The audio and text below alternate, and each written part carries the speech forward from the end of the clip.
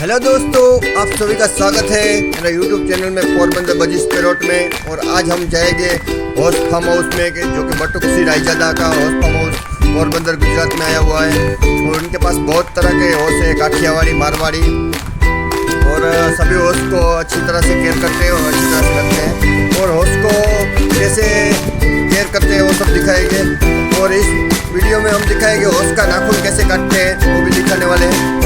ये बछेरा इधर खड़ा है, इसका नाखून हम काटेंगे आज। आप देख सकते हैं उसके नाखून बढ़ गए, इसलिए उसको चलने में भी दिक्कत आती है। इसलिए नाखून काटना बहुत ही ज़रूरी रहता है, क्योंकि नाखून नहीं काटेंगे तो उसके पग में बहुत ही दिक्कत आएगी चलने के लिए। इसलिए आप देख सकते हैं अभी नाखून काटने का काम शुरू हो गया है। दोस्तों, इसके नाखून काटने का बहुत ही हम अपने पास एक्सपीरियंस हो तो ही काट सकते हैं, मगर बिना एक्सपीरियंस का ये नाखून नहीं काट सकते, क्योंकि उसको नाखून बारीक तरीके से काटने का रहता है। इसलिए आप देख सकते हैं हमारे वनराज रायजादा है, वो नाखून काट रहे हैं। और हॉर्स राइडर बहुत अच्छी तरह के हॉर्स राइडर है। और सभी लोगों ने जिसने इधर पकड़ा है हॉर्स, वो सब इधर अश्व प्रेमी है। सब हॉर्स राइडिंग करने के लिए आते हैं, जब भी छुट्टी रहती है स्कूल वगैरह में, जब भी टाइम मिलता है तब लोग हॉर्स राइडिंग करने के लिए इधर आते हैं। और आप देख सकते हैं इसके नाखून काट रहे हैं। देखो, ऐसे नाखून काटने का तरीका ऐसे रहता है।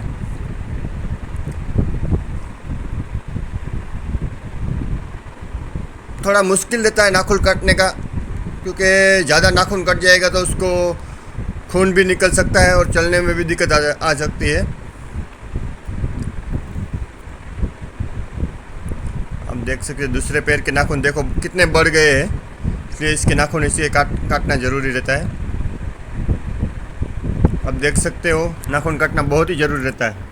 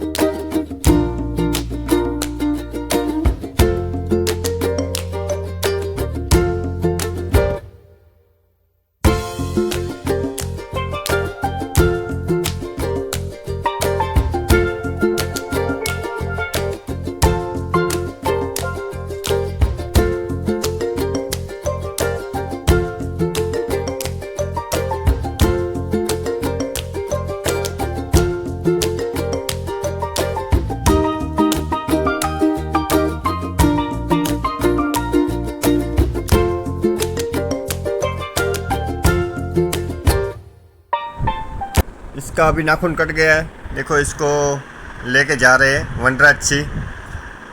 और अब देख सकते हो उसको राउंड घुमा रहे हैं। इसका नाखून अच्छी तरह से कट गया है। देखो, इसको चलने में कोई भी तरह की दिक्कत नहीं आ रही अभी।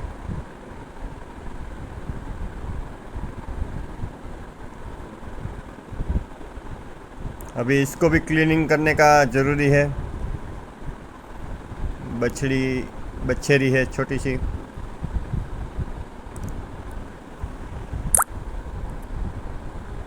अभी ये